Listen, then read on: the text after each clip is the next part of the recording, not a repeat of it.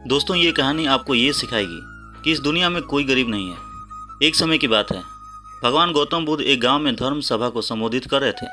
लोग अपनी विभिन्न परेशानियों को लेकर उनके पास जाते और उसका हल लेकर खुशी खुशी वहां से लौटते। उसी गांव के सड़क के किनारे एक गरीब व्यक्ति बैठा रहता तथा महात्मा बुद्ध के उपदेश शिविर में आने जाने वाले लोगों को बड़े ध्यान से देखता।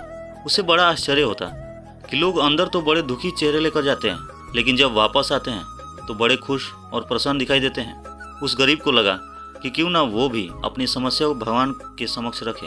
मन में यह विचार लिए वह भी महात्मा बुद्ध के पास पहुंचा।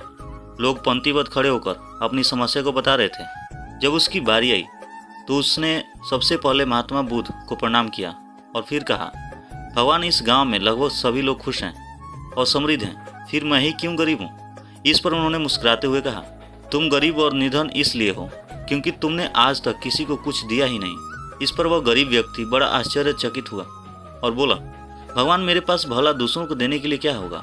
मेरा तो स्वयं का गुजारा बहुत मुश्किल से हो पाता है। लोगों से भीख मांगकर अपना पेट भरता हूँ। भगवान बुद्ध कुछ देर शांत रहे, फिर बोले, तुम बड़े अज्ञानी हो। औरों के साथ बांटने के लिए ईश्वर ने तुम्हें बहुत कुछ दिया है। मुस्कुराहट दी है जिससे तुम लोगों में आशा का संचार कर सकते हो। मुख दिया है ताकि लोगों से दो मीठे शब्द बोल सकते हो, उनकी प्रशंसा कर सकते हो। दो हाथ दिए हैं जिससे लोगों की मदद कर सकते हो। ईश्वर ने जिसको ये तीन चीजें दी हैं वह कभी गरीब और निर्धन नहीं हो सकता। निर्धनता का विचार आदमी के मन में होता है, यह तो एक भ्रम है, इसे निकाल दो।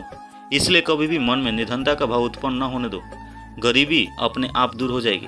भगवान बुद्ध का संदेश सुनकर उस आदमी का चेहरा चमक उठा और उसने इस उपदेश को अपने जीवन में उतारा, जिससे वह फिर कभी दुखी नहीं हुआ।